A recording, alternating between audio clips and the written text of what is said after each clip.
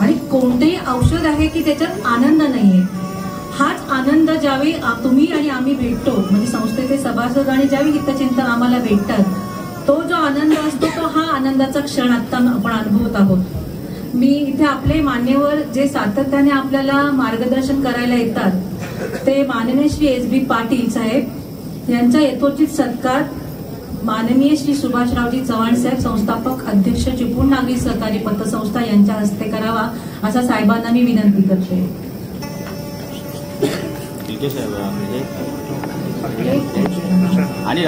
कोणत्याही कार्यक्रमाची सुरुवात ही दीप प्रज्वलनाने होत असते. मी सर्व मान्यवरांना विनंती करते की त्यांनी दीप प्रज्वलनासाठी यावे.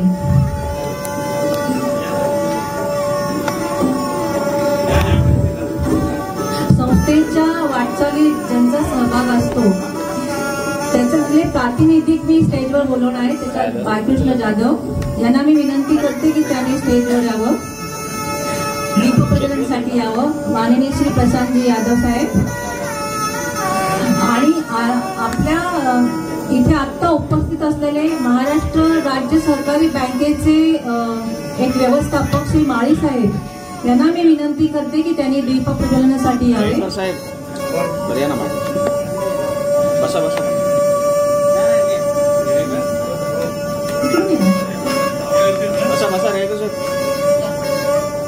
झाले तुम्हाला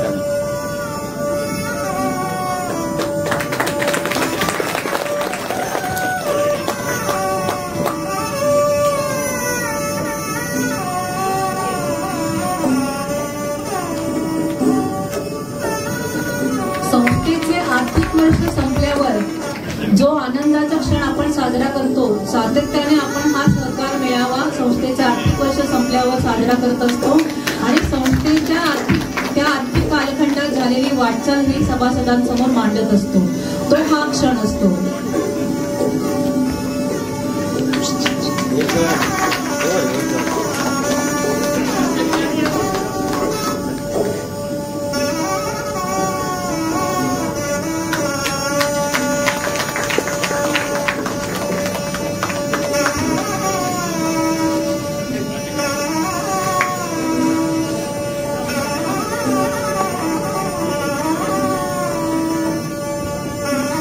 मान्यवरांना विनंती करते की त्याने आसनस्थ व्हावं.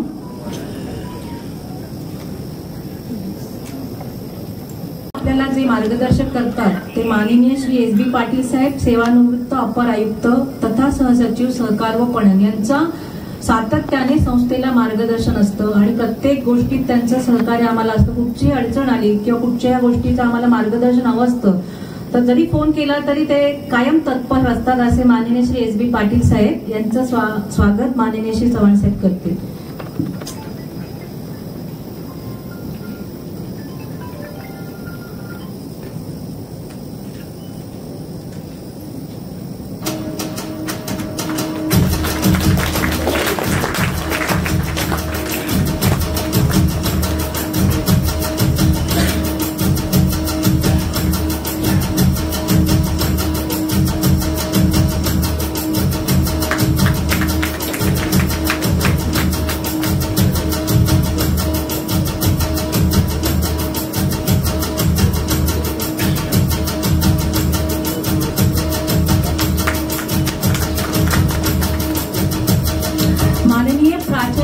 देशपांडे साहेब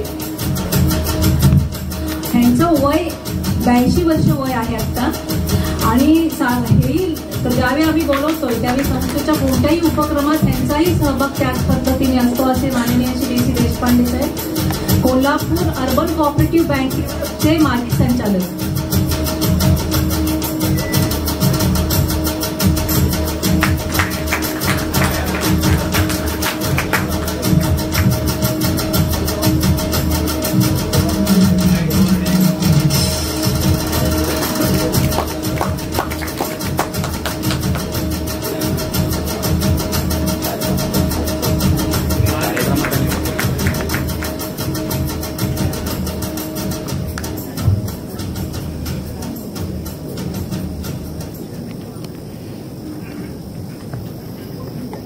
सर्वांनी आसनस्थ व्हावं. संस्थेच्या कालखंडात ज्यांनी सातत्याने संस्थेच्या सर्व प्रवासात गेले 31 वर्ष ज्यांनी स्वतःचं म्हणजे पूर्ण त्यांचं श्रेय आणि योगदान असलेले माननीय श्री सुभाषरावजी चव्हाण साहेब, त्यांना मी विनंती करते की त्यांनी आपले प्रास्ताविकपर आणि मार्गदर्शनपर शब्द इथे सांगावेत.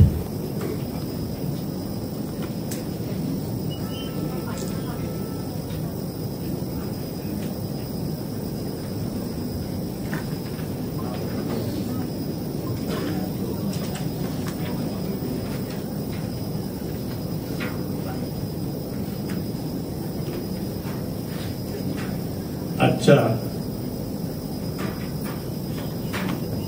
आपल्या ग्राहक मेळाव्याचं स्वरूप व्यापक स्वरूपाचं आहे.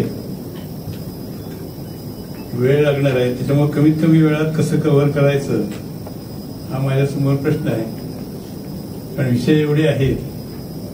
हा ग्राहक मेळावा प्रशिक्षण सहकारातल्या संदर्भातल्या सगळ्या समस्या, आपल्याला पुढचा संकल्प, या सगळ्याचं एकत्रितपणे काम करायचंय.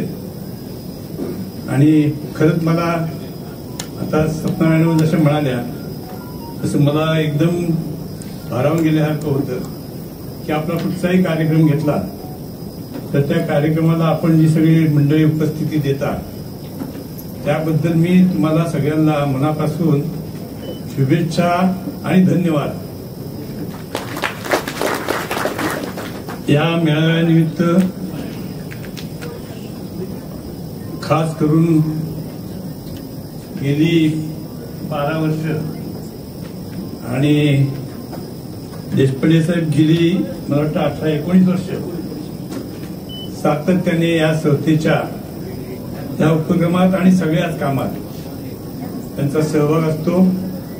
मधल्या काळात 1-2-4 वर्ष देशपांडे साहेबांच्या तब्येतीमुळे वेळेअभावी किंवा काही कार्यक्रमाला अटेंड करता आलं नाही. मग त्यांना धन्यवाद देतो.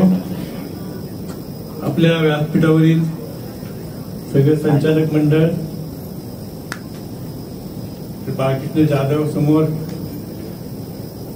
जे जावई आणि सार्वजनिक क्षेत्रात त्यांनी आता मोठे योगदान दिले.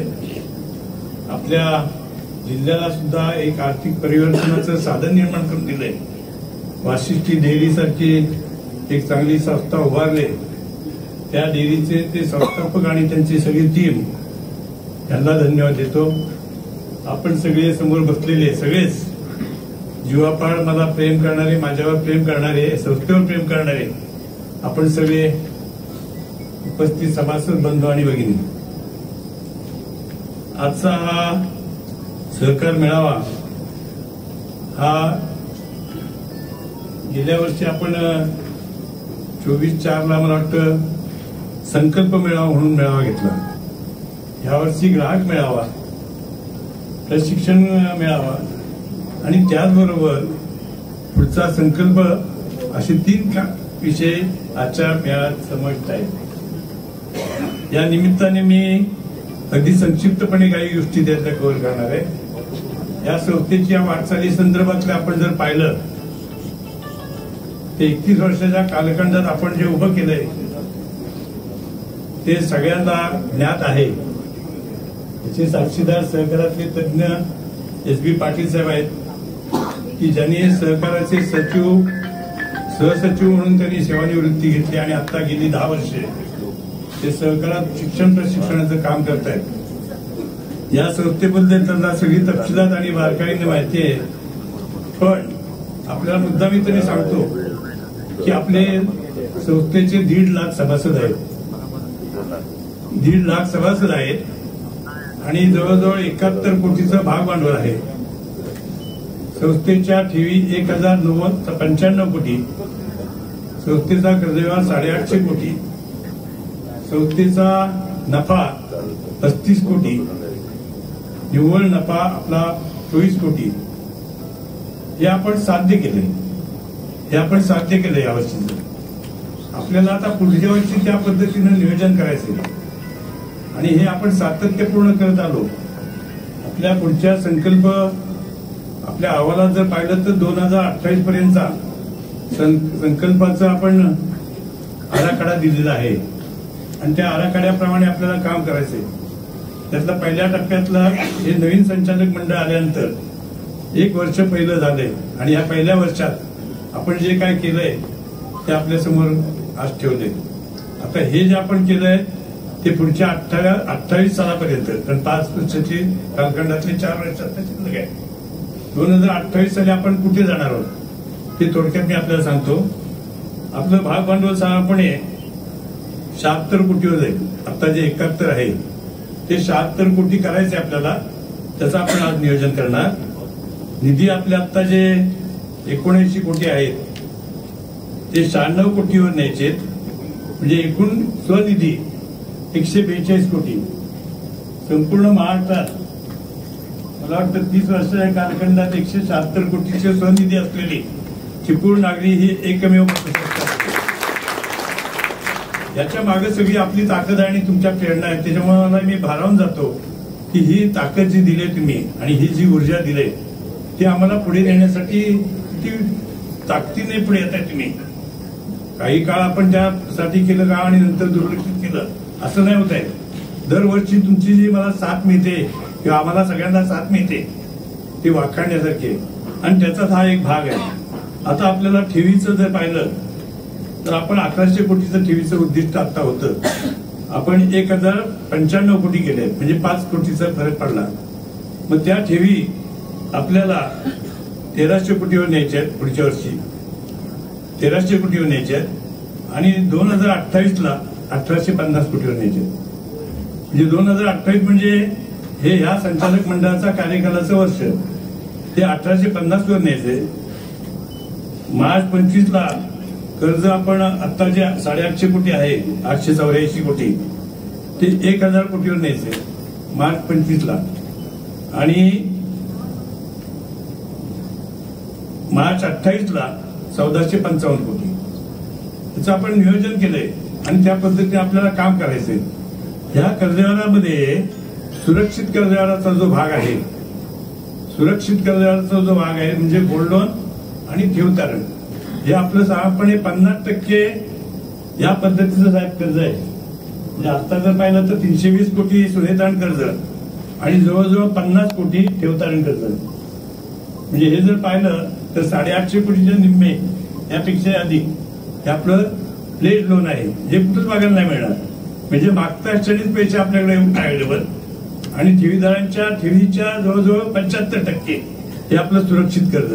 या पद्धतीची सगळी आपण ही व्यवस्था निर्माण केली, ते अधिक भक्कम करण्याच्या दृष्टीनं आज आपण सगळ्यांनी इथं आज घोषित करूया की आपल्याला ही जी उद्दिष्ट आपण ठरवलेली आहेत ती उद्दिष्ट आपण पूर्ण करणार आहोत. हा पहिला जो होता उद्दिष्टाचा आपण संदर्भातला संकल्पाचा, तो जरी विषय नव्हता तरी आज आपण त्या पद्धतीने त्याची चर्चा केलेली आहे. मला आपल्याला एक सांगायचं आहे की या संस्थेच्या वाटचालीच्या संदर्भात आपल्याला भविष्यकाळात जे काम करायचंय त्याच्यात आज इथं पाटील साहेब आले, मग त्याच्यात आताच्या परिस्थितीत सहकारात शिक्षण आणि प्रशिक्षणाला फार वेटेज आहे आणि त्या पद्धतीनं 1997च्या घटना दुरुस्तीप्रमाणे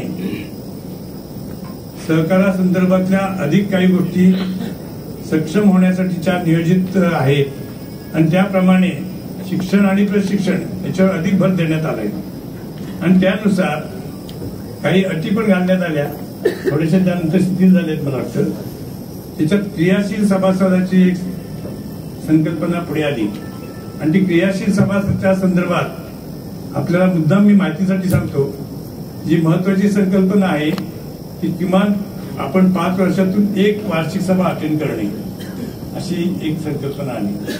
पण त्या पद्धतीने त्याचा हेतू असा की प्रत्येकाने संस्थेत सहभागी झालं पाहिजे.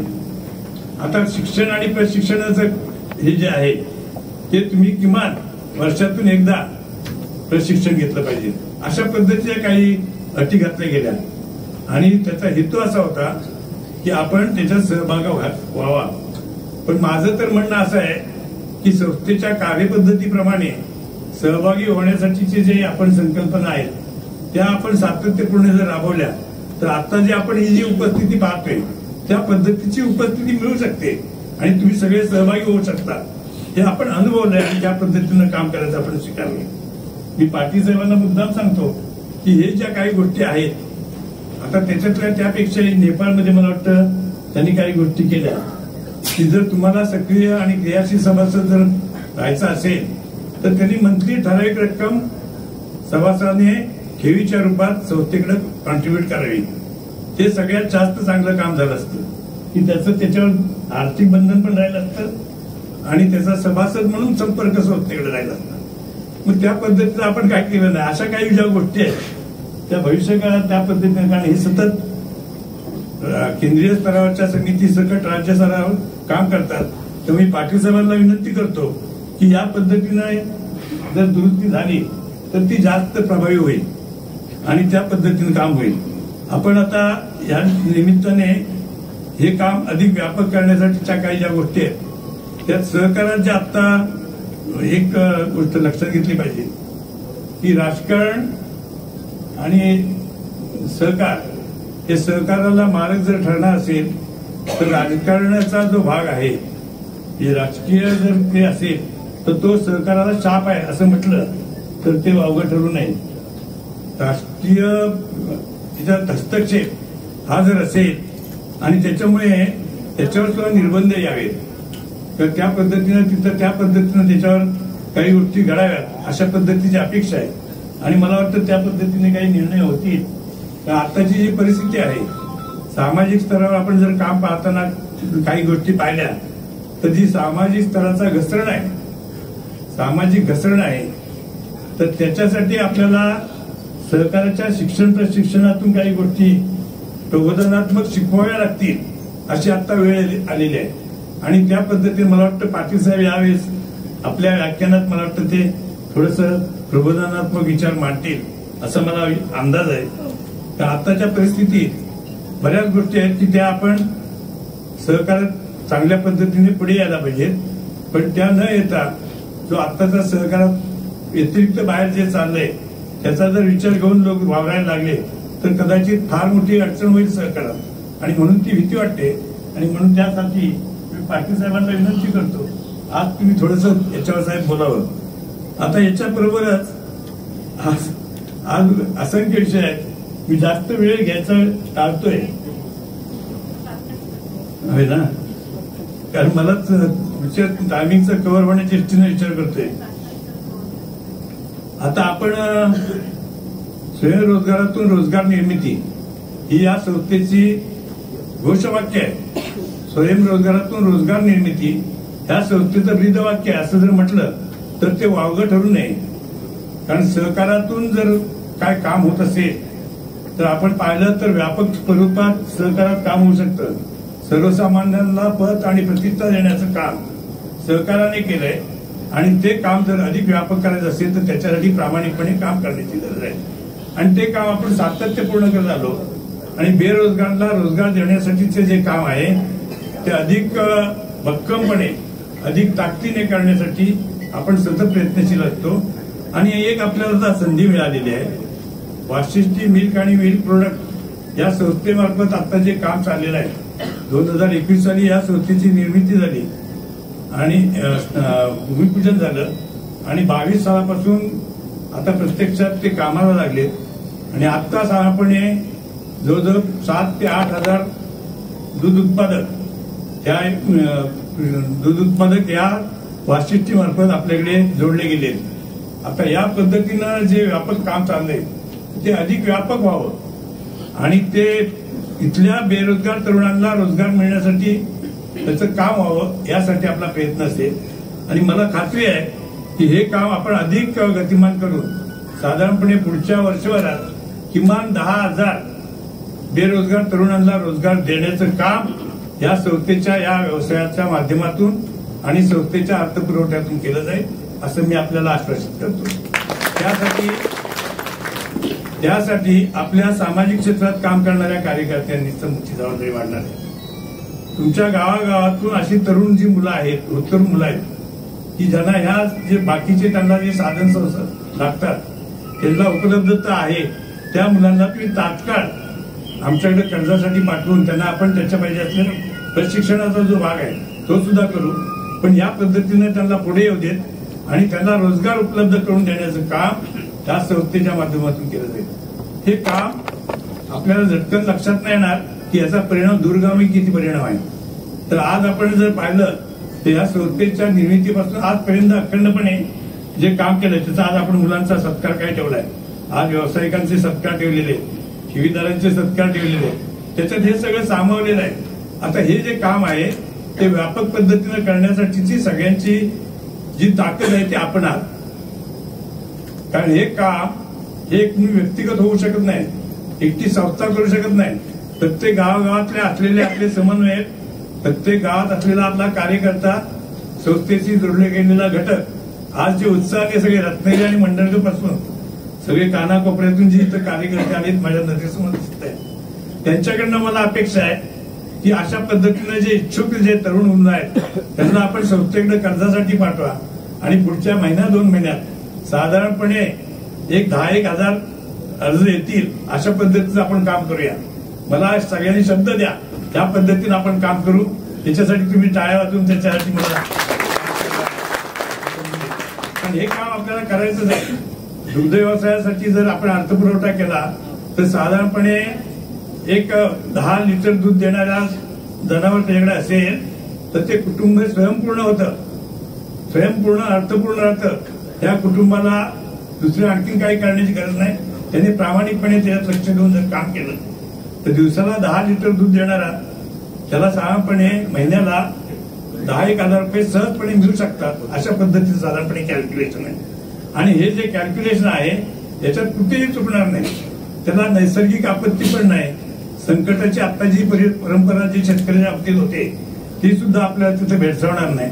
आणि या सगळ्याचा जर विचार केला तर आपल्या इथल्या शेतकऱ्याला दूध व्यवसाय हाच खरा व्यवसाय होऊ शकतो आणि त्यासाठी आपण काम करायचं. आणि मला खात्री आहे की आपण त्यासाठी सगळ्या शक्तीनिशी याच्यात उतरा. आता मी मगाशी बोलताना थोडंसं म्हणालो की राजकारणापासून जरा अलिप्त राहून काम करणं गरजेचं आहे.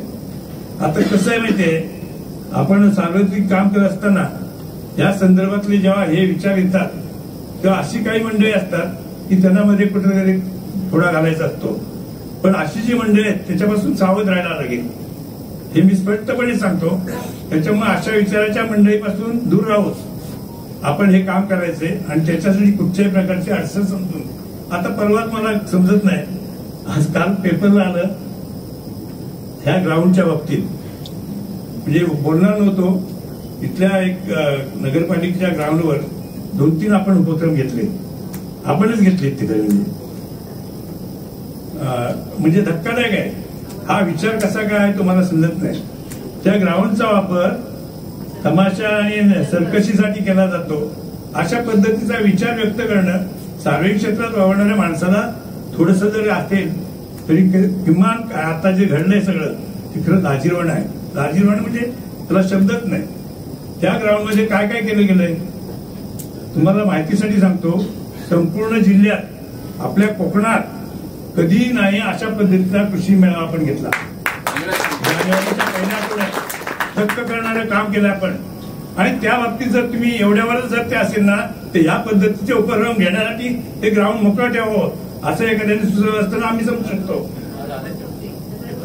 आलंय काय माहिती आहे. आणि हे सगळं ते केलंय. मला थोडंसं कसं माहिती आहे, त्याच्यामुळे मी बेचैन होतो हल्ली. हे असली घाणेरडे जे उपक्रम उपयाप करणारे लोक आहेत त्यांना प्रशिक्षण देण्याचं गरज पाटील साहेबांना मी सांगणार आहे की याला प्रशिक्षण द्या आणि चांगले नागरिक बनवण्याचं काम करा. आज घसरणची सामाजिक आहे ना ती तुम्ही ठीक आहे ना राजकारण करा ना, पण नको तिथे ह्या नको त्या गोष्टी कशासाठी. हे टाळण्यासाठीच आपल्याला प्रशिक्षण द्यावं लागेल. हे टाळण्यासाठीचं काम करावं लागेल. बऱ्याच गोष्टी आहेत त्याचा त्रासही होतो आणि मला त्याच्यामुळे विचार व्यक्त करताना सुद्धा काही बंधनं येतात आणि मग कदाचित काहीतरी गैरसमज होऊ नये म्हणून टाळावं लागतं. कारण हे काम आपलं पुढे व्यापक पद्धतीने न्यायचं आहे. पण मला माझी ताकद निर्माण नाही. तुमच्यासाठी असंख्य कार्यकर्ते माझ्या मागे उभे आहेत आणि त्याच्यामुळे मला खात्री आहे की आपण चांगल्या पद्धतीने काम पुढे नेऊया आणि त्याच्यासाठी सातत्यपूर्ण काम करूया. त्याच्यातल्या रोजगार निर्मितीच्या संदर्भातलं आपल्याला जे साधन मिळेल त्या साधनाचा आपण पुरेपूर वापर करूया. आणि हे चाललेले ज्या विचारधारेत आहेत त्याचा दुर्लक्षित करून आपण त्याच्यात थोडंसं आपण आहे अशी बाजूला ठेवून तुम्ही काम करावं लागेल. आणि मला खात्री आहे की तुम्ही या पद्धतीने चांगल्या पद्धतीने काम आपण करू. आणि पुढचा मेळावा यापेक्षाही जे आपण जी उद्दिष्ट घेतलेली आहेत, कारण कसं माहितीये हे जरी 2028 सालचं उद्दिष्ट असलं तरी मी 2000 कोटीच्या ठेवीचं उद्दिष्ट घोषित करतो. 2029 साली आपण 2000 कोटीच्या ठेवीचं उद्दिष्ट पूर्ण करू अशी आपण एकमेकाला विश्वास देऊन हे माझे 2 शब्द संपवतो. आणि मी पुढे त्यांना नियोजकांना सुरू करण्यासाठी विनंती करतो. जय हिंद, जय महाराष्ट्र. इथे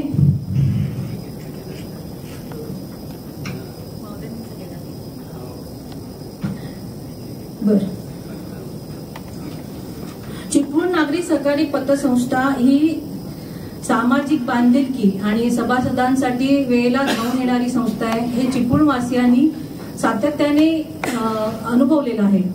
ज्यावेळी चिपळूणात महापूर आला किंवा ज्यावेळी कोविडची साथ आली त्यावेळी चिपळूण नागरी पतसंस्था ही एकमेव पतसंस्था आहे की ती म्हणजे लगेचच दुसऱ्या दिवशी धावून आली आणि लोकांना मदत केली.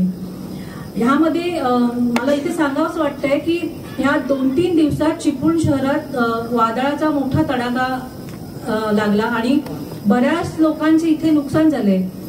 अशाच पद्धतीने चिपळूण नागरी पतसंस्थाने दिनांक 19 जून 2023 रोजी जिद्द मतिमंद शाळा यांना आर्थिक मदत केलेली आहे. ज्यावेळी सामाजिक बांधिलकीचा विषय येतो त्यावेळी इतर बऱ्याचशा संस्थांना चिपळूण नागरी सहकारी पतसंस्था ही मदत करत असते. 23 जुलै 2023 साली इरफान शेख अहमद बेबल खाटीकगली यांचा मुलगा हा बुडाला खेळायला गेला होता आणि एका तळ्यात बुडाला करून इथे आर्थिक मदत. मी बाबू अवधानेंना विनंती करते की त्यांनी स्टेजवर यावे.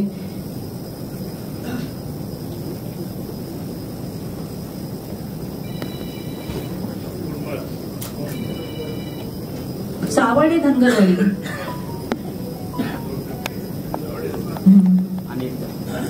त्यांचा गोठा पूर्ण जमीनदोस्त झाला आणि त्या गोठ्यामध्ये असलेली जनावरं जवळजवळ 2 गाई आणि 1 म्हैस त्यांची त्या ह्याच्यात दगावली आणि जवळजवळ त्यांचं महिन्याला 250 ते 300 लिटर दूध त्या गाई आणि म्हैस देत होते. तर त्यांचं आर्थिक नुकसान तर झालंच आहे पण जनावरांचेही नुकसान झाले. तर मी साहेबांना विनंती करते की त्यांना छोटीशी मदत चिपळूण नागरी सहकारी पतसंस्थेतर्फे करावी.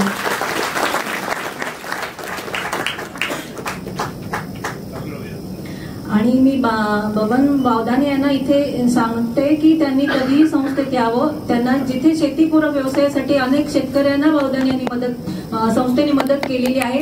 त्याचप्रमाणे शेतीपूरकसाठी समजा त्यांना जनावरे घ्यायची असतील तर कमीत कमी व्याजदरात आपण कर्ज उपलब्ध करून देऊ शकतो. मी पुढे विनंती करते माननीय श्री DC देशपांडे यांना की त्यांनी त्यांचे मार्गदर्शनपर शब्द इथे सांगावे.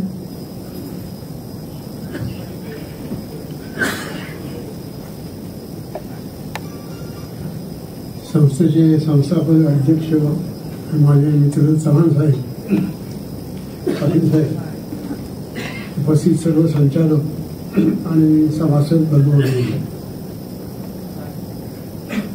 जवळजवळ 2 वर्षांनी मी आपल्यामध्ये आलेलो आहे. साहेब म्हणतात तसं मी आजारी वगैरे काही नव्हतो. तर गेली 5 वर्षांनी कुठे जात नाही. आता सांगितलं 81 चालू आहे मला. फक्त तुमच्याकडे येतो बाकी कुठे येतो. मी याचं कारणही सांगतो तुम्हाला. कारण 19 वर्ष सहकार भारती सहकार प्रशिक्षण केंद्रामार्फत महाराष्ट्रामध्ये पतसंस्थांची प्रशिक्षण आम्ही घेत होतो. मी आणि कराडचे चरेगावकर 5-6 वेळा महाराष्ट्र पडदा घेतलाय. एक ट्रेनिंग बेंगलोरला झालं, अहमदाबादला झालं, बेळगावला झालं. इतक्या पतसंस्था इथं महाराष्ट्रातल्या तर 5-6 जागी गेलो होतो. गडचिरोलीपासून सगळीकडं फार भंडाऱ्यापर्यंत प्रशिक्षण घेतलेली आहेत. एवढं का सांगतोय की इतक्या सगळीकडल्या पतसंस्था बघितल्या पण या पतसंस्थेसारखी पतसंस्था की मला तो ह्या पतसंस्थेशी जिव्हाळा लागला तो त्यामुळे लागला. नेहमी आपली काहीतरी स्तुती करायची म्हणून सांगत नाही, अनुभवातून सांगतो. मी कोल्हापूर अर्बन कोऑपरेटिव्ह बँक ही कोल्हापुरातली सर्वात मोठी सहकारी बँक, त्याचा 8 वर्ष संचालक होतो. त्यांच्या 1000 कोटी ठेवी 103 वर्षानंतर 103 1-2 वर्षापर्यंत 105 वर्ष चालू आहे. आणि आपल्या 1000 कोटी ठेवी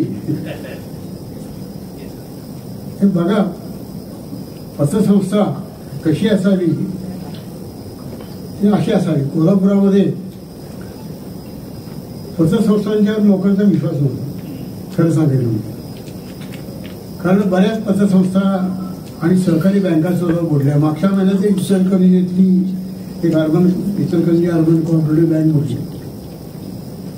त्यामुळे तिथं सहकारी बँका सुद्धा पतसंस्थांच्यावर फारसा विश्वास कोण ठेवत नाही.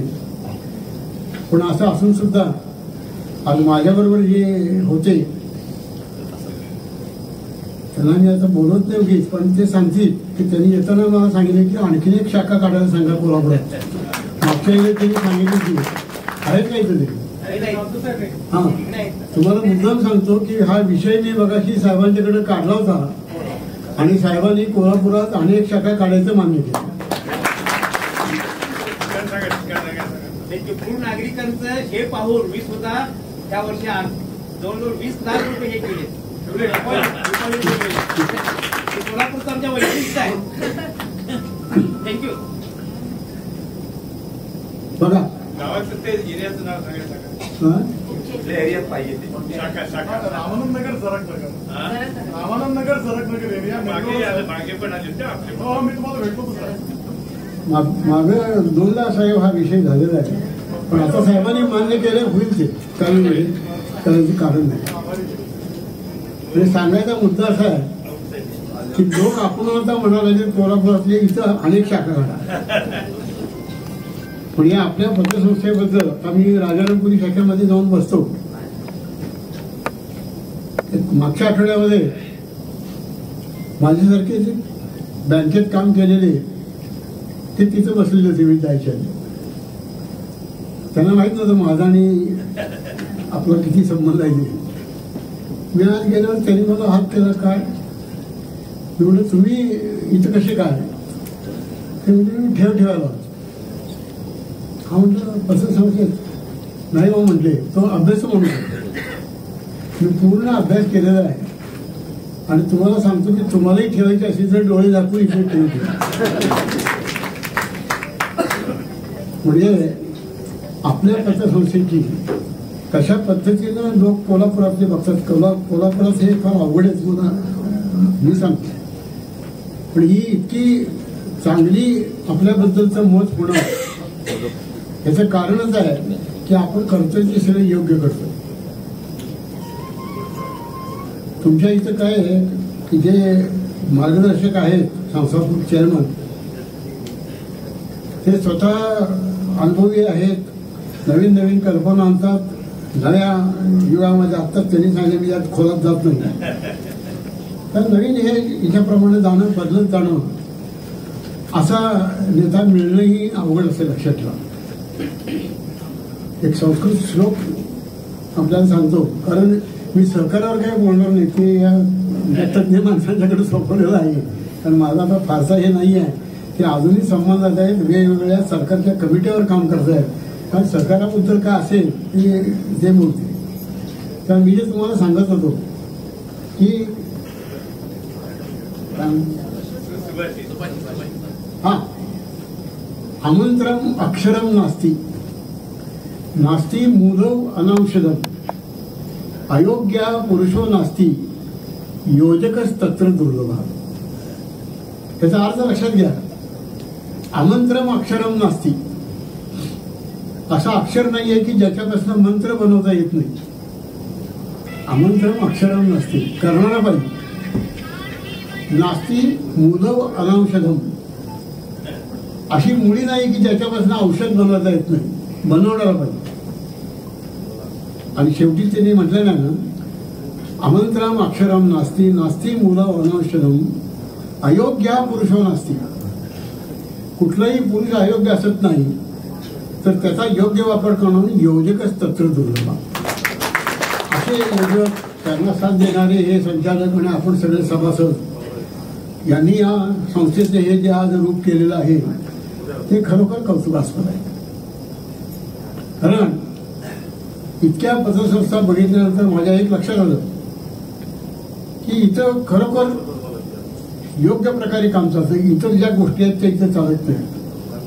जवळजवळ आता ठेवींचं साहेबांनीच सांगितलं, लोक इतक्या श्रद्धेने ठेवी इथे ठेवतात, थोडं 5 हे कमी पडलं सोडून द्या, परंतु 1000 कोटी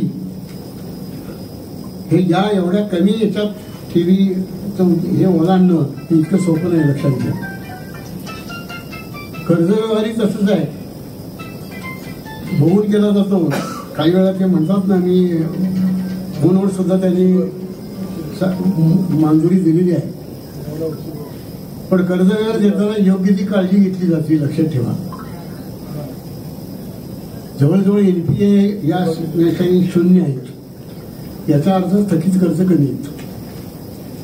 त्या ज्या पद्धतीनं हे संस्थेचा कारभार चाललेला आहे तो कारभार खरोखरच अत्यंत आदर्शवत असा आहे. मला नाही वाटत की आता इतक्या पतसंस्था बघितल्यानंतर अशी पतसंस्था आणखीन कुठं आहे. एक मोठी पतसंस्था म्हणतात, पण तिचं काय चालतं हे तुम्हाला माहित नाही. हा विषम होतो. इकडची पतसंस्था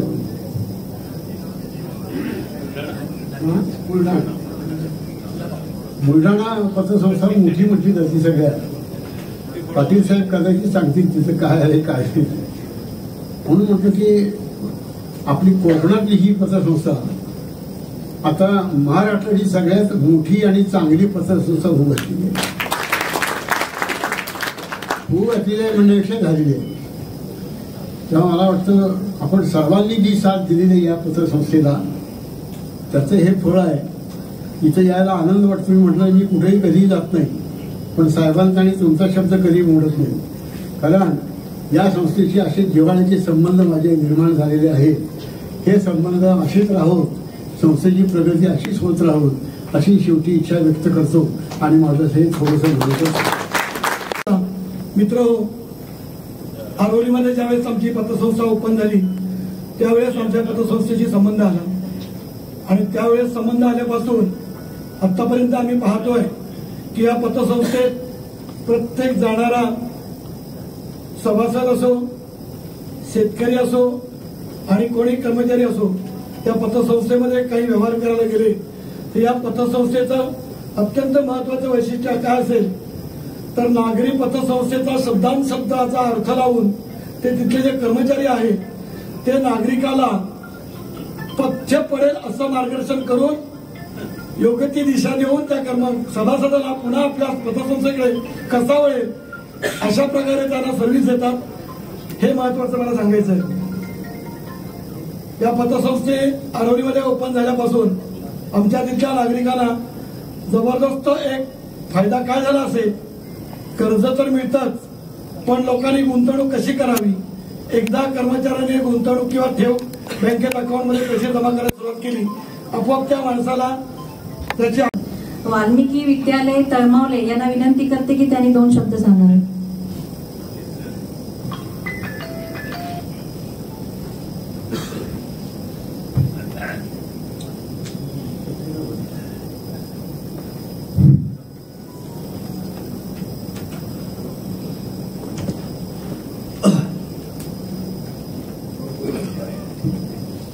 प्रथमतः सर्व चिपळूणवासियांना, ज्याला आम्ही घाटावरून म्हणतो कोकणवासियांना, प्रथमतः माझा नमस्कार. सहकाराचा महामेरू, दलितांचा कायवारू, गरिबांचा पाठीराखा आणि कष्टकऱ्यांचा अन्नदाता म्हणून ज्यांची ओळख आहे असे आमचे प्रेरणास्थान चिपळूण नागरी सहकारी पतसंस्थेचे संस्थापक अध्यक्ष मा सुभाषरावजी चव्हाण साहेब ज्यांना आम्ही कुटुंबामध्ये मोठे पप्पा म्हणून ओळखतो, त्यांना सावलीप्रमाणे साथ देणाऱ्या त्यांच्या सुविद्य पत्नी ज्या या पतसंस्थेच्या संचालिका आहेत सौ स्मिता चव्हाण मॅडम, त्याचबरोबर मुख्य कार्यकारी अधिकारी म्हणून या ठिकाणी काम पाहत असणाऱ्या स्वप्ना प्रशांत यादव, त्याचबरोबर पतसंस्थेचं न्यायालयीन कामकाज करणाऱ्या आमच्या वकील मॅडम, त्याचबरोबर आज या ठिकाणी उपस्थित असणारे एस.बी. पाटील साहेब, सेवानिवृत्त अप्पर आयुक्त तथा सहसचिव सहकार व पणन वस्त्र मंत्रालय मुंबई, त्याचबरोबर मान्य प्राचार्य डी.सी. देशपांडे, त्याचबरोबर पतसंस्थेचं सर्व संचालक मंडळ आणि उपस्थित आपण सर्व ग्रामस्थ, संस्थेचे सभासद, कर्मचारी, बंधू आणि भगिनीनो, या ठिकाणी मी 39 वर्ष शिक्षण क्षेत्रामध्ये काम केलेलं आहे. 5 वर्ष मुख्याध्यापक म्हणून काम केलेलं आहे. संस्थेचा सध्या मी आजीव सेवक आहे आमच्या श्री स्वामी गणेश शिक्षण संस्थेचा. नोकरीच्या निमित्तानं काम करत असताना सहकार क्षेत्राशी आमचा फार कमी. शिक्षक म्हटले की तुम्हाला माहिती आहे, फार विचार करून सगळ्या माहित्या घेऊन पाक तळागाळापर्यंत पोहोचणार आणि तो मग मास्तर तिथं पोहोचणार, अशी शिक्षक आमची जात. परंतु गेली 10 वर्ष या पतसंस्थेची माझा संबंध आला. विशेषतः या 7 वर्षामध्ये माझा संपर्क या पतसंस्थेशी वाढला. याचं कारण म्हणजे विमानतळ वारुंजी मुंडे या ठिकाणी पतसंस्था झाली. त्याच्या अगोदर कामकाज माहित होतं, परंतु त्या ठिकाणी पतसंस्था झाल्यानंतर मग मात्र या 7 वर्षामध्ये आम्हाला फार जवळून या पतसंस्थेचा अभ्यास करता आला. कारण याच्यापूर्वी मगाशी साहेबांनी, देशपांडे साहेबांनी सांगितलं, पाटील साहेब अजून सांगतील, याच्यामध्ये आम्ही खूप पळलेली माणसं आहोत. शांतीसागर नावाची एक संस्था होती, त्यानंतर भूदरगड नावाची एक पतसंस्था होती, मोठ्या माणसांची एक बँक होती जी गेल्या 2-4 महिन्यामध्ये नाव सांगत नाही मी. आणि त्यामुळे असं पोळलेलं असल्यामुळं बरीच लोक सांगा अभिमान वाटतो की मी शिक्षण क्षेत्रात नोकरीला आहे, पतसंस्था माझ्या नात्यातल्या लोकांच्या आहे, परंतु मलाच विमानतळच्या पश्चिम महाराष्ट्र मलाच मालक समजतात की सरांची पतसंस्था आहे. आणि त्यामुळे लोक मला विचारतात, सर आम्हाला हे करायचं आहे, हे ठेवायचं आहे, एवढी रक्कम ठेवायची वगैरे वगैरे. त्याची पूर्ण आम्ही हमी घेतो. आणि त्या ठिकाणी मला वाटतंय साहेबांच्या समाधाना इतकं ठेवी वगैरे त्या ठिकाणी उपलब्ध होतात झालेले आहे. मला सांगायचं आहे काय की अशा आपण बऱ्याच ठिकाणी होरपळलेलो असल्यामुळं माणूस बारकाईनं अभ्यास करतो. आणि आज आता अशी परिस्थिती आहे चिपळूण नागरी सहकारी पतसंस्थेची की 100% नाही 101% विश्वासपात्र असणारी पतसंस्था कोणती तर चिपळूण नागरी. आणि म्हणून आजही ग्राहक त्या ठिकाणी आणि इथून पुढेही ग्राहक त्या ठिकाणी उत्स्फूर्तपणे प्रतिसाद देतील. ही चाललेली चिपळूण नागरीची वाटचाल दिवसेंदिवस अशीच भरभराट होत जाईल, भरघोष अशी वाढ होत जाईल. कारण माझा आलेला अनुभव आहे, आम्ही रिटायर झालो, त्यानंतर मग आता एक 7-8 महिने झाले मी रिटायर वगैरे झालेलो आहे. त्यामुळे निवांत असतो, मग बघत असतो सर्व कामकाज कसं चाललेलं आहे. अतिशय चांगल्या पद्धतीनं हे जे कामकाज चालू आहे आणि त्यामुळं आपण बिनधास्तपणे कसलाही मागचा पुढचा विचार न करता आपण त्या ठिकाणी ठेवत असतो. ठेवण्यास काही हरकत नाही.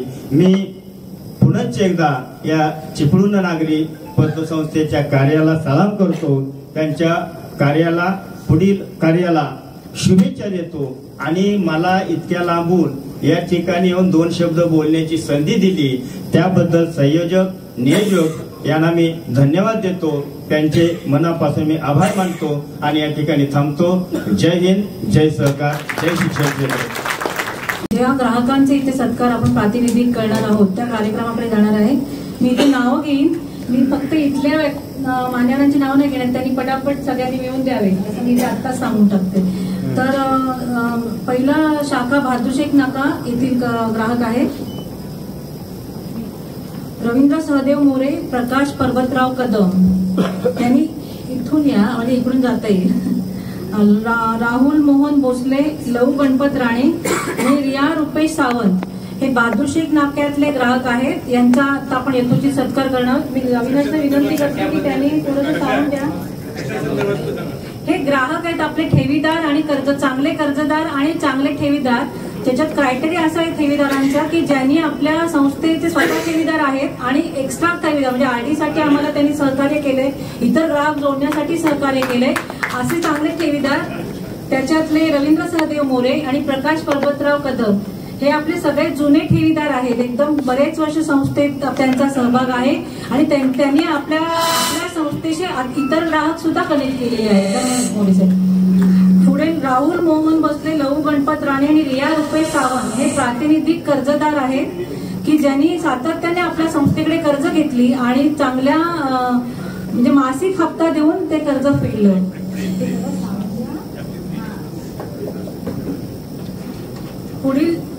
पुढील शाखा आहे शाखा शंकर घोडमळे, सुजय मधुसूदन लवेकर आणि दिलीप मारुतीराव गोंजारे हे चिपळूण शाखेचे ठेवीदार आहेत. मी आलेल्या ग्राहकांना विनंती करते की त्यांनी आपापली नावं सांगितली तिथे साहेबांना की त्यांनाही लक्षात आहे कोण आहेत. शाखा चिपळूणच्या शाखाधिकारी इथं असेल तर त्यांनी त्यांच्या ग्राहकांना लवकरात लवकर व्यासपीठावर आणावे. शाखा चिपळूण रवींद्र कृष्णा धाडवे, प्रकाश शंकर घोरमडे, सुजय मधुसूदन लवेकर आणि दिलीप मारुतीराव गोंजारे हे चिपळूण शाखेचे ठेवीदार आहेत प्रातिनिधी. शाखा चिपळूणचे कर्जदार रवींद्र बाळू मोरे, चिंतामणी रघुनाथ कदम, परशुराम नारायण खंडजोडे, लंकेश श्रीकांत बांद्रे आणि रवींद्र यशवंत बेलेकर. मी ग्राहकांना विनंती करते की त्यांनी पुन्हा आसनस्थ व्हायचं.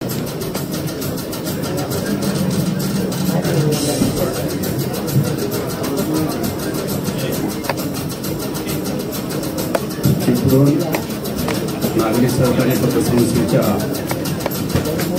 या ग्राहक प्रशिक्षण आणि संकल्प कार्यशाळेमध्ये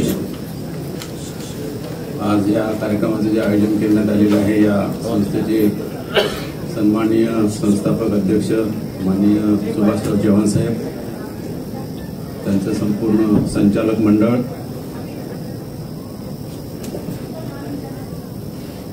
सन्माननीय देशपांडे साहेब आणि सभागृहात उपस्थित असलेले या संस्थेवर प्रेम करणारे सर्व सभासद, हितचिंतक बंधू आणि भगिनी,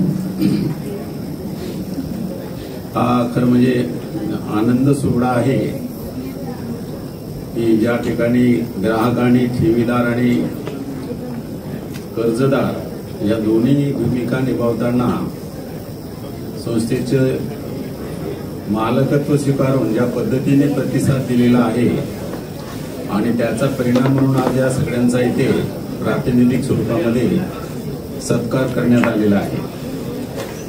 यामध्ये माझ्या दृष्टिकोनातून केवळ ठेवीदार किंवा कर्जदार यांचाच रोल किंवा भूमिका आपण विचारात न घेता संचालक मंडळाने आणि विशेषतः कर्मचाऱ्यांनी जी भूमिका बजावलेली आहे, जी आत्मीयता निर्माण केलेली आहे या सभासदांमध्ये, तत्पर सेवा देण्याचं जे संस्थेचं जे ब्रीदवाक्य आहे त्याप्रमाणे सभासदांना ग्राहकांना आकर्षित करण्यासाठी त्यांना टिकवून ठेवण्याच्या दृष्टिकोनातून जे त्यांनी परिश्रम घेतलेले आहे त्याचं ही फलश्रुती आहे.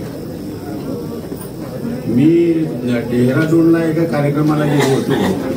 तिथल्या नावाच्या चीफ जनरल मॅनेजरनी एक कस्टमरची व्याख्या सांगितली होती. मनुष्य एवढे कशाला कस्टमर म्हणतात. त्या कस्टमरच्या व्याख्यामध्ये त्यांनी सांगितलं होतं की जो आदमी आता आहे उनको इतना कष्ट दो की वो कष्ट कर करके मर जाए. मग त्याच्यापेक्षा हे विरुद्ध आहे, बरोबर नाही. त्या व्याख्येपेक्षा ही व्याख्या विरुद्ध आहे. म्हणजे 1,50,000 सभासद, त्यातले साधारणतः 90,000च्या दरम्यान कर्जदार, 50 शाखा, 1100 कोटी डिपॉझिट्स, म्हणजे अनेक बँकांचं सुद्धा एवढं डिपॉझिट नाही. जे अहवाल आमच्याकडे येतात त्याच्यामध्ये यावर्षी संस्थेला भरीव नफा 1 कोटी अशी बातमी येते वर्तमानपत्रामध्ये, आणि आपल्याला आश्चर्य वाटते बाबा इतका 1,01 कोटीपर्यंत नफा कसा मिळवला. आता या संस्थेचं आता चव्हाण साहेबांनी सांगितल्याप्रमाणे मागच्या वर्षीचा जो नफा आहे हा 35 कोटीचा आहे ग्रॉस नफा, आणि निव्वळ नफा साधारणतः 18 कोटीचा आहे मागच्या वर्षी. आणि मग पुढच्या वर्षी त्यांचं नियोजन 28 पर्यंत नियोजन आहे, आणि जो शब्द त्यांनी व्यक्त केलेला आहे तो त्या वेळेस म्हणजे कुठलंही त्रैमासिक किंवा कुठलंही 6 महिने कुठलंही वर्ष वाया न जाता, इव्हन कोविडच्या काळामध्ये सुद्धा बघितले त्यांचे अहवाल की जे त्यांनी ठरवलेलं आहे ते साध्य केलेलं आहे, आणि ते साध्य केल्यानंतर त्याचा आनंद व्यक्त केलेला आहे. आणि तो साध्य काय केलं तर ज्या सर्व कर्मचारी आणि जे ग्राहक आहेत किंवा आपले सभासद आहेत त्यांनी त्यांना त्यांच्या गरजा भागितल्यानंतर त्याला योग्य तो प्रतिसाद दिलेला, आणि त्या प्रतिसादाचा परिणाम म्हणून संस्थेची भरभराट झालेली आहे. आणि आता अनेक ज्यांचे मनोगत मी त्याचं नोंद केलेली आहे, म्हणजे व्यक्त केलेलं आहे की आमची कशी प्रगती झालेली आहे. पहिल्यांदा कर्ज, दुसऱ्यांदा कर्ज, तिसऱ्यांदा कर्ज, हे सातत्य कर्ज देण्यामधलं आणि कर्ज परतफेडीमधलं जे सातत्य आहे हे जे मेंटेन केलेलं आहे हे त्यामधलं अत्यंत महत्वाचा भाग आहे.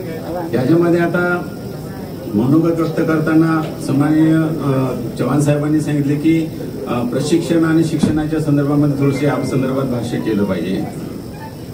कायद्यामध्ये यापूर्वीची कायद्यामध्ये अशी याला म्हणजे स्पष्ट अशी तरतूद नव्हती शिक्षण आणि प्रशिक्षणाच्या संदर्भामध्ये.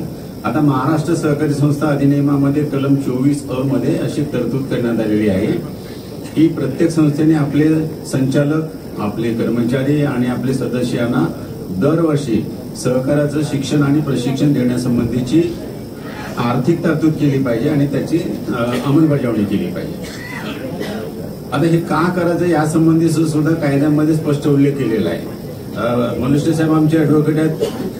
हा कायदा किंवा हे कलम का करणे त्याचा कलमामध्ये कधीच उल्लेख नसतो. उद्देश काय कलमाचा नसतो, बरोबर ना, तो आपल्याला शोधून काढायचा असतो. त्याचं इंटरप्रिटेशन मग आमचे ऍडव्होकेट मंडळी करतात की हा त्याचा अर्थ होतो वगैरे वगैरे. या कलमामध्ये त्याचे उद्देश नमूद करण्यात आलेले आहेत. मनुष्य त्यात असं स्पष्ट केलेले आहे की सभासदांना शिक्षण प्रशिक्षण का, तर त्यांना स्वतःचे कर्तव्य, स्वतःचे हक्क आणि त्यांच्या जबाबदाऱ्या त्यांना समजल्या पाहिजे, म्हणजे जेणेकरून त्या समजल्या की त्या संस्थेशी त्यांचं कनेक्टिव्हिटी वाढेल.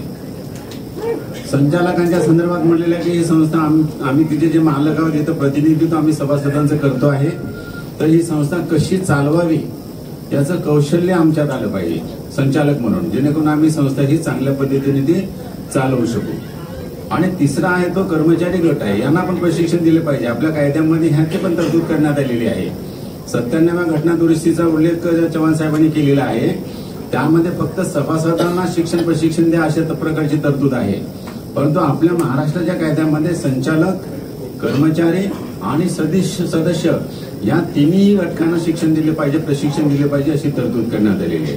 आणि विशेष करून संचालकांच्या संदर्भामध्ये अशी तरतूद करण्यात आलेली आहे की प्रत्येक संचालकाने निवडून आल्यानंतर, प्रत्येक संचालकाची तो निवडून आल्यानंतर त्या संचालकाचं किमान कालावधीचं आणि किमान कालांतराचं अशा प्रकारचं शिक्षण प्रशिक्षण त्यांना दिलं पाहिजे, जेणेकरून सहकारी चळवळीच्या संदर्भामध्ये जे काही बदल होत आहे, सध्याची काय परिस्थिती आहे या संबंधीची माहिती त्यांना मिळाली पाहिजे. आणि त्या अनुषंगाने मार्केटमध्ये जे बदल होत आहे त्या अनुषंगाने आपल्या संस्थेमध्ये तशा पद्धतीचे बदल करून त्या पद्धतीने आपली संस्था ही चालवली पाहिजे.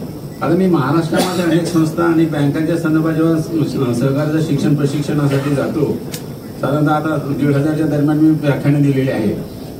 आणि ह्या साधारणतः 12 वर्षामध्ये मी या संस्थेची जुळवून जे आहे तेव्हा मला बाहेर काय सांगायचं आहे ते ठरवण्याच्या पूर्वी मला वाटतं की एकदा चिपळूणला जाऊन आलं पाहिजे.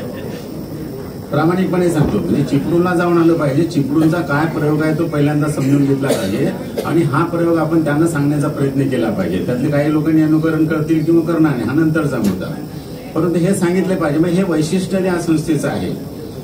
मी आता अनेक वेळा सांगतो की पहिल्यांदा 2013 मध्ये जेव्हा पहिल्यांदा मी इथे वर्धापन दिवसाच्या निमित्ताने पहिल्यांदा जेव्हा आलो तेव्हा माझी काही या संस्थेची कुठली ओळख नव्हती. चव्हाण साहेबांचा माझा पूर्वीचा कधी संबंध आलेला नाही. त्या कार्यक्रमाच्या निमित्ताने मी एकदा आलो आणि तेव्हा ह्या संस्थेच्या कामकाजाची पद्धती मला जेव्हा मी पाहिले तेव्हा मी प्रभावित झालो. कारण त्यापूर्वी मंत्रालयामध्ये ह्या संस्थेचं काम मीच बघत होतो. या संस्थांच्या संबंधीचं जे प्रकरण कायद्यामध्ये आलेलं आहे ते मीच हाताळलेलं आहे. आता त्या संबंधीचं काम करतो.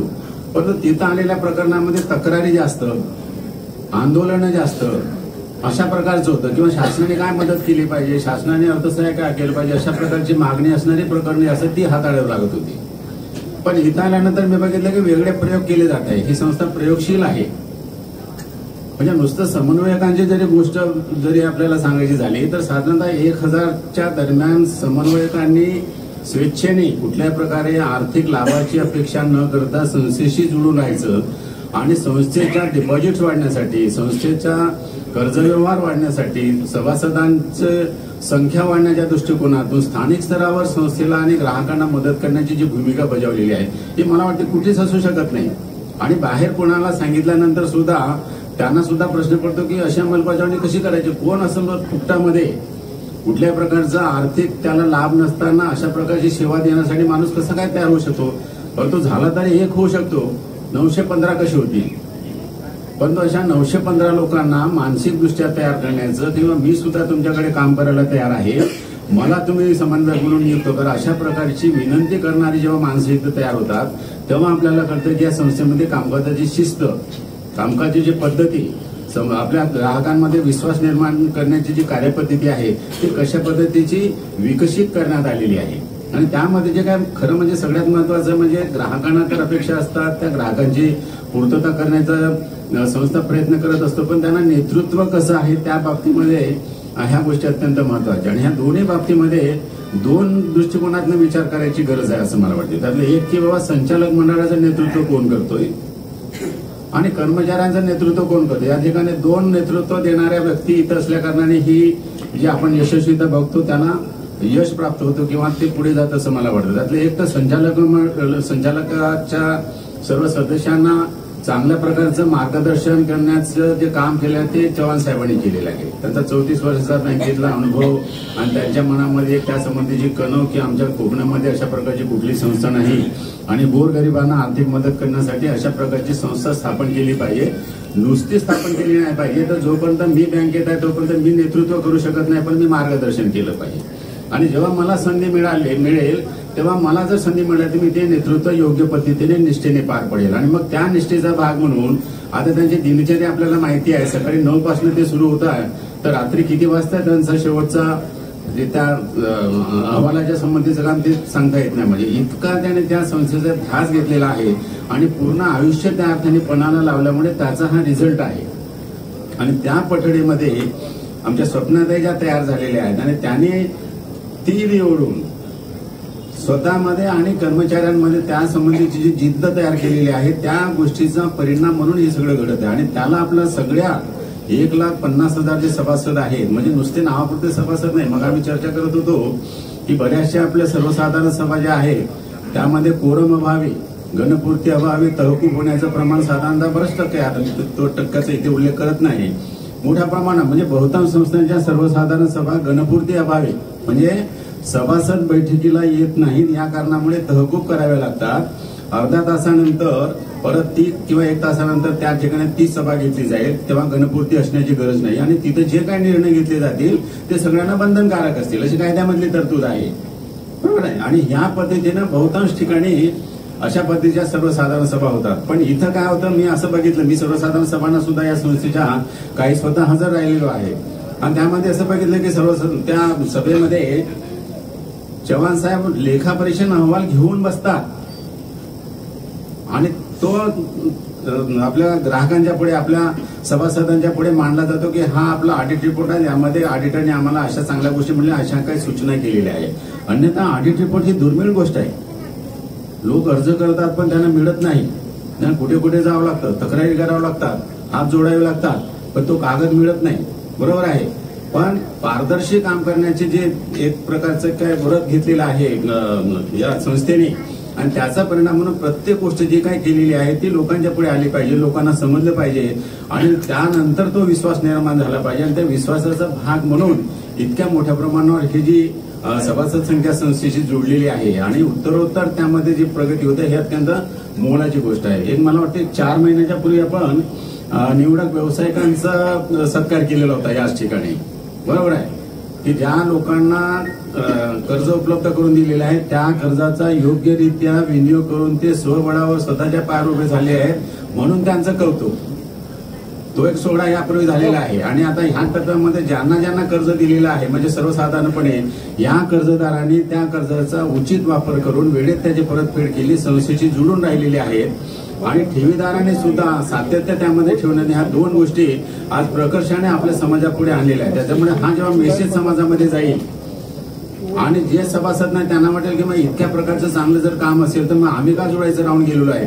त्याच्यामुळे ही संख्या पुढच्या वर्षी याच्यापेक्षा दुप्पट होण्याची संधी यामुळे निर्माण झालेली आहे. पण मला वाटतं तितके आता आपल्याकडे सभासद राहिलेले नाहीये, कारण अहवालामध्ये जी माहिती दिलेली आहे त्याप्रमाणे रत्नागिरी जिल्ह्यामध्ये जी लोकसंख्या आहे त्या लोकसंख्येपैकी साधारणतः 80% लोकसंख्या जी आहे ऑलरेडी संस्थेशी जोडलेली आहे. आता फक्त 20% लोकांना आपल्याला या संस्थेशी जोडवून घ्यायचं आहे. पण महाराष्ट्राचा जर विचार केला तर हा मेसेज महाराष्ट्रापर्यंत जायला पाहिजे. त्याची पण मग आम्ही मुलशी साहेबांच्या वर्षी चर्चा केली की महाराष्ट्राची लोकसंख्या ही 12 कोटी आहे आणि 12 कोटीपैकी सहकारी चळवळीशी जोडलेल्या लोकांची संख्या 5.5 कोटी आहे. आपण 6 कोटी गणतरी घेऊया, म्हणजे अजून महाराष्ट्रामधल्या पुरोगामी महाराष्ट्रामध्ये 6 कोटी लोक हे सहकारी चळवळीपासून दूर आहेत. कारण त्यांचं ते ब्रीदवाक्य नाही आपली माणसं आपली संस्था, हे ब्रीदवाक्य त्यांचं असलं आणि ती जवळीक निर्माण करण्याचा जर संस्थेने प्रयत्न केला तर प्रत्येक माणूस त्या अर्थाने जवळ येईल. आता एक प्रश्न तो पण आला होता, युवकांचा सहभाग अत्यंत कमी आहे आपल्यामध्ये दोन्ही अर्थाने, सभासद म्हणून किंवा काम करणारे म्हणून. परवा मी क्रिकेट मॅचच्या उद्घाटनाच्या निमित्ताने त्या पहिल्या दिवशी आलेलो होतो आणि पहिल्यांदा सगळ्या कर्मचाऱ्यांनी मी एकत्र बघितलं, 300-350 कर्मचाऱ्यांनी एकत्र बघितल्यानंतर तेव्हा आपल्याला एक स्फुरण चढतं की बा एका दमाची, एका वयाची, एका उंचीची अशी सगळी फौज संस्थेकडे आहे आणि इतकं निष्ठेने काम करत आहेत की त्यांना जे सांगितलं ते काम करायला तयार आहेत. आणि त्याचा परिणाम म्हणून ते सभासदांशी ग्राहकांशी जुळत आहेत आणि ग्राहकांच्या ज्या कुठल्या अपेक्षा आहेत त्या पूर्ण करतायत. देशपांडे साहेब बरेच वेळा कॉमेंट्स करतात, मी तर काही रात्री कधी मला संधी मिळाली नाही की रात्री उशिरापर्यंत ब्रांच कशी काम करते किंवा आहे की नाही वगैरे. पण देशपांडे साहेबांनी बरेच वेळा मला सांगितलं की रात्री 7, 8, 9 वाजता किंवा आता बऱ्याचशा आपल्या ग्राहकांनी सुद्धा सांगितलंय की रात्री उशिरापर्यंत हे कर्मचारी काम करत असतात आणि ते असं कधी त्याच्या कॉमेंट्स करत नाही की आता माझी वेळ झालेली आहे किंवा आता माझी मुंबईच्या लोकलप्रमाणे 6:40, 3:32 ची गाडी सुटणार, आता मला पडत पडत घरी जायचं आहे. ही भूमिका न ठेवता माझं काम आहे आणि म्हणून मी त्या जिद्दीने काम केलं पाहिजे या भूमिकेतून ही कर्मचारी मंडळी काम करत आणि त्याच्यामध्ये जे स्फुरण आणलेलं आहे त्याच्यामध्ये संस्थेच्या मुख्य कार्यकारी अधिकारी स्वप्नाताई आणि त्यांना पाठबळ जे साहेबांचं आहे सुभाषराव चव्हाण साहेबांचे त्याचे पूर्ण संचालक मंडळ, बरोबर आहे, कारण त्यांनी त्यांच्यावर विश्वास ठेवलेला आहे की तुम्ही जे कराल त्याच्यावर आमचं एकमत आहे. कुठल्या प्रकारचा आमच्यामध्ये विसंवाद नाही. ही जी फळी बांधलेली आहे, कारण आता मी सुद्धा काही प्रॅक्टिसमध्ये माझ्याकडे ज्या केसेस आहेत त्याच्यामध्ये काही संस्थांचं मला इथे वर्णन पण करता येत नाही.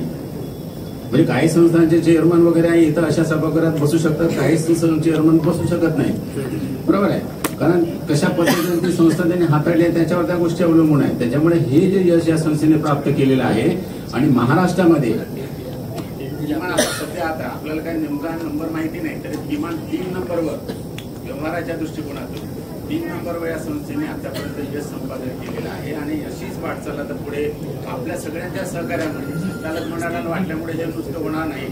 या ग्राहकांनी आतापर्यंत जो प्रतिसाद दिलेला अशाच प्रकारचा प्रतिसाद भविष्यात देत राहिले,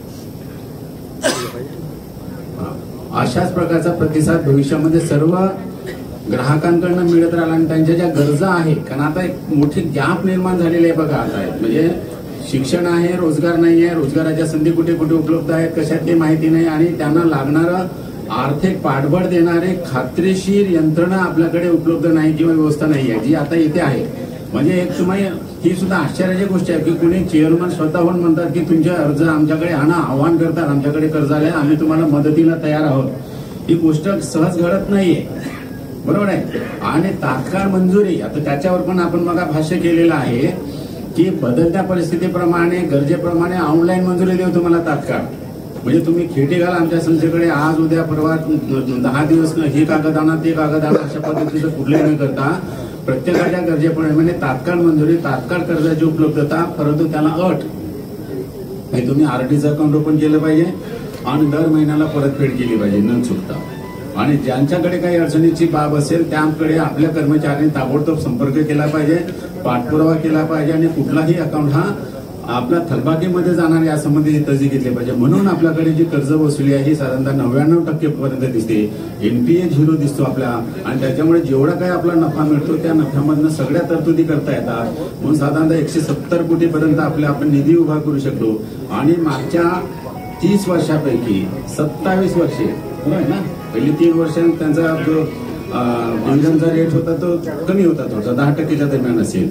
मागच्या 27% सरसकट 15% पर्यंत डिव्हिडंड लाभांश देणारी संस्था ही एकमेव संस्था असेल, बरोबर आहे. आणि म्हणून ती कौतुकास पात्र आहे. आणि दुसरं वैशिष्ट्य तुम्ही घरी गेल्यानंतर तुमच्याकडे अहवाल असेल तर तो अहवाल बघा, त्याच्यामधले काही वैशिष्ट्य मी फक्त 1 मिनिटात सांगतो, मग थांबतो. त्यामध्ये बऱ्याचशा संस्थेमध्ये त्या अहवालाचं वरचं जे पान असतं ते खूप चकचकीत असतं, त्याच्यामध्ये आपलं रुपडं दिसेल इतकं चकचकीत असतं. आणि त्याच्यामध्ये एक वर फोटो असतो, आमचे वैभवजी खूप चांगल्या प्रकारचे स्केचेस काढले, त्याच्यामध्ये लिहिलेलं असतं आमचे प्रेरणास्थान कैलासवासी, जाऊन 25 वर्ष झालेले, चेहरा पण आठवत नाही, पण तिथं लिहिलं असतं आमचे प्रेरणास्थान. आणि खाली 3 शब्द लिहिलेले असतात, सतत वर्ग मिळवणारी, सतत नफ्यात असणारी, सतत लाभांश देणारी. आता हा नफा कुठून येतो, खरोखर लाभांश देऊ शकतात का, बॅलन्स शीट मॅनिप्युलेट केलेला आहे का, सर्वसाधारण सभेमध्ये ऑडिट रिपोर्ट का ठेवला जात नाही, ह्या सगळ्या गोष्टीचा जर आपण बारकाईने विचार केला तर हे जे लिहिलेलं आहे हे कितपत विश्वसनीय आहे ह्या संदर्भामध्ये सुद्धा आपल्याला काही प्रश्न आपल्या मनात उपस्थित होतात. मग ही जी पारदर्शिता आहे, जे आपल्याला अपेक्षित आहे, जे आपल्यामधल्या शंका आहे त्या शंकाचं निरसन करणे आणि आपलं समाधान झाल्यानंतर आपण त्या संस्थेशी व्यवहार करणे आणि जोडून राहणे या संबंधीचं पथ्य संस्थेने आतापर्यंत पाडत आलेली आहे संस्था. आणि या भविष्यामध्ये अशा प्रकारचं जे पथ्य आहे पाडण्या समितीचा संस्थेने निर्धार केलेला आहे. आणि त्या अनुषंगाने आपण ज्या प्रमाणामध्ये प्रतिसाद देतात त्या प्रमाणामध्ये आपल्याला संकल्प करून किंवा आश्वासनं देऊन त्याची पूर्तता करण्यासंबंधीचं जे काही धोरण संस्थेने स्वीकारलेलं आहे त्यामुळे निश्चितपणे या परिसरामध्ये ज्या ठिकाणी सहकार रुजणार नव्हता असे म्हणलं जातो त्या ठिकाणी माननीय चव्हाण साहेबांनी हा सहकार कोकणामध्ये रुजवलेला आहे आणि त्याचा जो सुगंध आहे संपूर्ण महाराष्ट्रामध्ये पसरला जात आहे. आणि या संबंधीचा इतरत्र सुद्धा बाहेर सुद्धा ज्या ठिकाणी अशा प्रकारच्या अनुकरणीय बाबी म्हणून सादर करायची परिस्थिती असेल त्या ठिकाणी अभ्यासक या बाबीचं विशेष करून मांडणी करतील. आता बरेच विशेष पेपर मागवले जात आहे, यशोगाथामध्ये मागवल्या जात आहे, बरोबर आहे. त्यामध्ये अशी वैशिष्ट्यपूर्ण काम जे आहे त्या संस्थांची या संबंधीची मांडणी सुद्धा नॅशनल स्तरावर इंटरनॅशनल स्तरावर होण्याची गरज आहे का, जेणेकरून इतर संस्था त्याचं व्यवस्थेपणे आणू. आता मी 2 रिसर्च पेपर मांडलेले आहे या संस्थेच्या संदर्भामध्ये. पहिल्यांदा की या संस्थेची वैशिष्ट्यपूर्ण कामं काय आहेत ते पहिल्यांदा मी मांडलेलं आहे. आणि दुसऱ्यांदा जे आता वाशिष्ठ डेअरीच्या संदर्भामध्ये आपण आता खाजगी आणि सहकारीचं जे काही एकत्रीकरण केलं त्याचं मी आता अलीकडे एक आर्टिकल पब्लिश केलेलं आहे. आणि त्या अनुषंगाने ह्या वेगळ्या विषयामध्ये म्हणजे दुधाच्या व्यवसायात 2015ला ते सुरू केलेलं आपण. दुधाच्या या व्यवसायामध्ये सुरुवात केल्यानंतर साधारणतः 7 वर्षानंतर त्याचा ताळमेळ म्हणून सहकार आणि खाजगी या दोघांना एकत्र आणून एक नवीन प्रमेय बसवण्याचा जो प्रकार हा सुद्धा इतरत्र झालेला नाहीये. त्याच्यामुळे ह्या दोघांच्या कॉम्बिनेशनमुळे स्थानिक स्तरावर शेतकऱ्यांचं उत्पन्न वाढणे, शेतकऱ्यांचा रोजगार वाढणे आणि ग्रामीण क्षेत्रामधला आणखी एक त्यांचं एक अम्बिशन आहे संस्थेचं किंवा चव्हाण साहेबांचं की इथला जो युवक आहे हा रोजगाराच्या शोधामध्ये गाव सोडून बाहेर जात असेल तर इथे वाईट परिस्थिती निर्माण होण्याची शक्यता आहे. म्हणून या संस्थेच्या माध्यमातून अशी परिस्थिती निर्माण करूया की इथला जो आपला जो युवक आहे तो इथेच थांबेल, इथेच त्याला रोजगार आपण देण्याचा प्रयत्न करू आणि तो इथेच सोबडावर पायरो हो. त्यामुळे त्यांनी जे 25,000चे नियोजन केलेलं आहे त्यापैकी नुसतं नियोजन न करता साधारणतः 17,000 लोकांना स्वयंरोजगारासाठी कर्ज दिलेलं आहे. आणि म्हणून मग आम्ही उल्लेख केला पण त्यातल्या काही लोकांचा प्रतिनिधिक त्यामध्ये सत्कार सुद्धा करण्यात आला. तर अशाच प्रकारची संस्थेची प्रगती उत्तरोत्तर करण्यासाठी आपल्या सगळ्यांचं सभासद म्हणून जे योगदान अपेक्षित आहे ते अशाच पद्धतीचं आपण जे देत आहात ते तसं देत राहावं अशा प्रकारची मी अपेक्षा करतो. सुभाषराव चव्हाण साहेबांना त्यांच्या संचालक मंडळाने आतापर्यंत जो विश्वास आणि सपोर्ट केला तो तसा देत राहावा आणि स्वप्ना मॅडमने आपल्या कर्मचाऱ्यांमध्ये जी जिद्द निर्माण केलेली आहे आणि सामाजिक एक जबाबदारी पार पाडण्यासंबंधी निर्माण केलेला आहे ते सगळ्यांमध्ये अशा प्रकारचं विकसित राहावं आणि संस्थेची उत्तरोत्तर प्रगती होत राहावी आणि ह्या प्रगतीचा आनंद घेण्यासाठी जितके दिवस शक्य आहे तितके दिवस आम्हाला या ठिकाणी आपल्याशी जोडण्याची संधी मिळत राहावी अशा प्रकारची मी अपेक्षा करतो. आपण सगळ्यांना पुनश्च मी शुभेच्छा देतो, संस्थेला शुभेच्छा देतो आणि आज मला आपल्यामध्ये उपस्थित राहून मला माझ्या मनोगताचे 2 शब्द आपल्यापुढे सादर करण्याची संधी दिली त्याबद्दल आपण सगळ्यांचे मनपूर्वक आभार मानतो. आपण सर्व उपस्थित आहोत. या संस्थेचे सन्माननीय संस्थापक अध्यक्ष चव्हाण साहेब की ज्यांना मी काका म्हणून हाक मारतो, हे सगळे कुटुंबीय, सगळे संचालक मंडळ आणि आपण बंधू भगिनी, सर्वप्रथम मला इथे बोलण्याची संधी दिली याबद्दल मी आयोजकांचे आभार मानतो आणि 1-2-3 मुद्दे जे मला भावले ते आपल्याशी शेअर करतो. मी या संस्थेचा एक अभिमान असलेला ग्राहक आहे असं मी म्हणेन.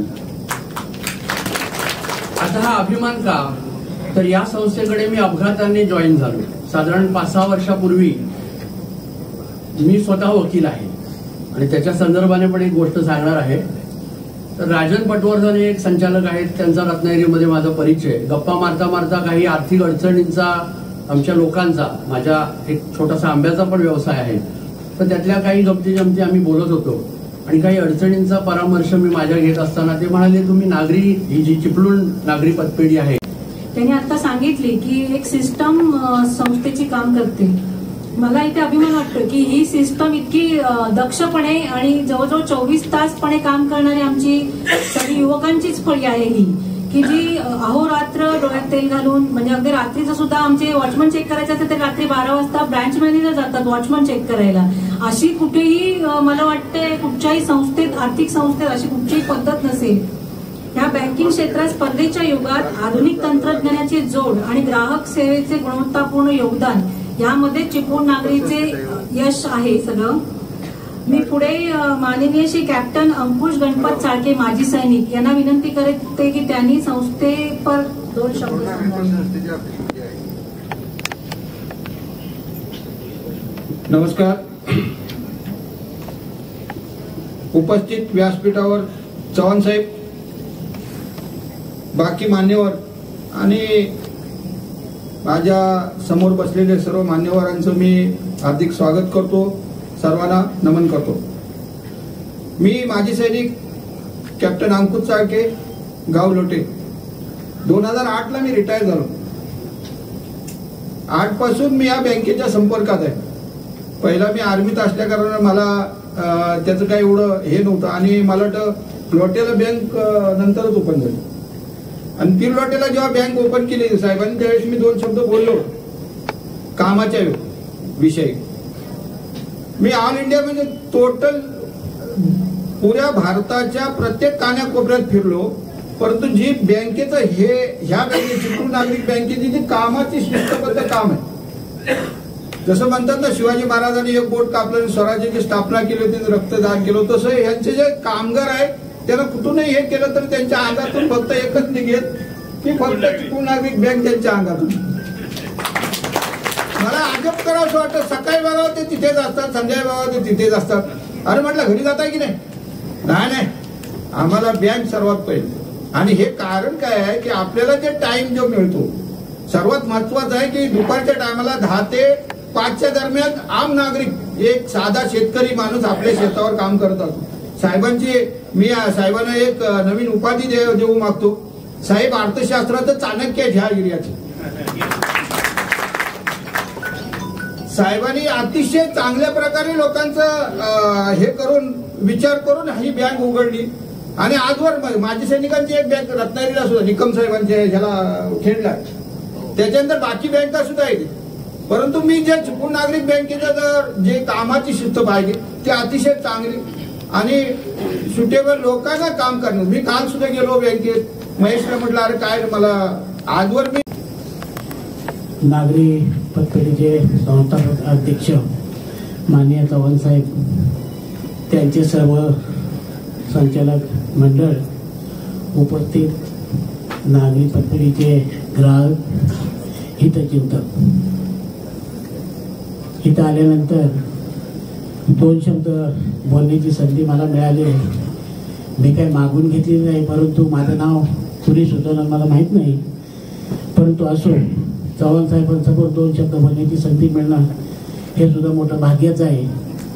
चव्हाण साहेब आम्हाला बरेच वर्ष माझ्या कुटुंबाला ओळखतात, परंतु ओळखतात म्हणजे ते कसं जरा सांगायला वाईट वाटेल, ते RDC बँकेचे थकीत कर्जदार म्हणून आमची ओळख त्यांच्याकडे होती.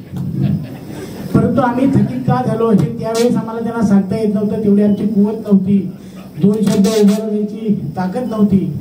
चव्हाण साहेबांच्या बँकेचं पत्र आलं RDC बँकेचं, तरी आम्हाला लगेच 2 नंबरला व्हायचे, एवढे आम्ही त्यांना घाबरायचे. ते वसुलीला आले तरी आमच्याच घरी यायचे.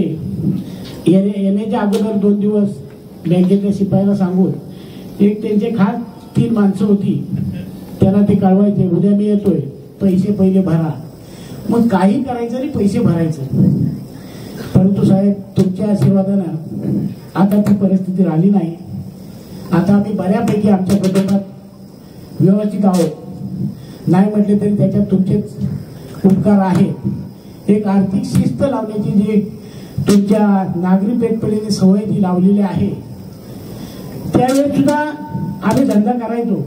इतर कुठल्याही गोष्टीत आमचे 5 रुपये पण जायचे ना, हौस मोज करायचो नाही. परंतु ते नियोजन कसं करायचं हे आम्हाला कळायचं नाही. एक उदाहरण सांगतो तुम्हाला. मी तारण ठेवलेला माल हा 28 क्विंटल होता. त्यावेळेचा दर 1200 आता पुण्यात आहे. त्यावेळेचा दर 500 रुपये क्विंटल होता. 28 क्विंटल माल ठेवून मी कर्ज फक्त किती घेतलं होतं? 5 लाखाचं.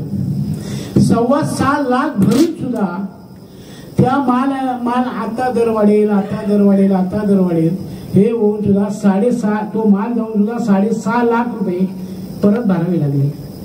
कशी वरती येणार नाही? ते नियोजन नव्हतं आमच्याकडं. तो जाऊ दे, एक आठवणीचा भाग म्हणून सांगितलं. बोलायला देऊ, बोलतायत. माननीय श्री बाळकृष्ण जाधव यांना 2 शब्द व्यक्त करायचे होते. 2 शब्द थोडक्यात व्यक्त करावे.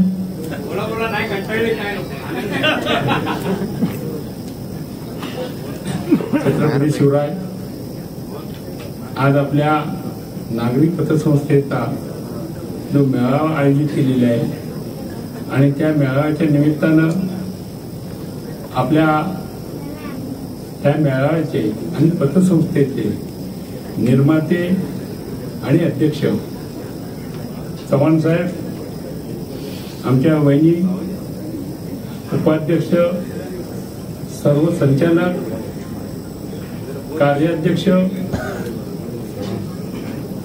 आणि माझे सर्व जमलेले ह्या पतसंस्थेवर विश्वासाने निष्ठेनं सगळे लागणारे बंधुराज मित्रांनो, मी ज्यांचं मुद्दाम नाव मागे ठेवलंय त्याच्यामध्ये माझा एक उद्देश आहे. चव्हाण साहेबांना माहिती आहे की या याच्यामध्ये लोकांना उत्पन्न होण्यासाठी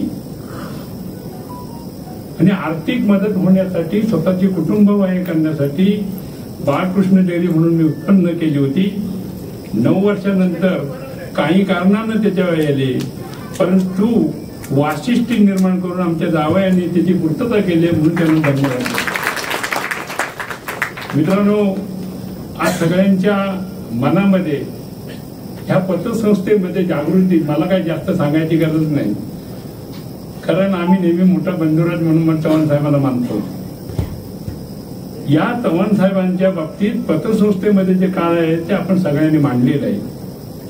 त्याच्यानंतर पाटील साहेब किंवा इतर साहेबांनी सांगितलेली त्या भूमिका सांगायच्या आहेत, पण मला पूर्वीचा उद्देश सांगायचा आहे की चव्हाण साहेब हे पहिल्यापासून ज्या वेळेला बँकेत होते आणि त्या बँकेतून आज पालवण, निवळी किंवा त्या भागामध्ये आम्ही जर कातवाले यांनी मगाशी थोडासा पुसट्टा हे केलं, कातवाले आम्ही जे मोठे झालो त्यावेळेला पहिल्या RDC बँकेमध्ये फक्त एका भट्टीला 20,000 रुपये मिळायचे. आता त्या एका भट्टीला 15 लाख रुपये मिळतात. पण त्यावेळेला जे 20,000 रुपये घेऊन आम्ही जो काच व्यवसाय केलेला, जे उद्योजक झाले, आज तुम्हाला मोटरसायकली, गाड्या किंवा इकडे उठत, तर त्या सोसायटीला आणि बळकटी देण्यासाठी या माणसाने अहोरात्र प्रयत्न केला आणि म्हणूनच हे केले. तोच उद्देश, ती त्यावेळची माणसावर प्रेम करणारी, माणसावर विश्वास टाकण्याची जी निष्ठा आहे, आरडीसी बँकेत होते निकम साहेब आणि भाऊसाहेब माडके यांच्या कार्यक्षेत्रामध्ये त्या पद्धतीचं जे काम आम्ही केलं, जवळजवळ मी 20 वर्षे चेअरमन होतो.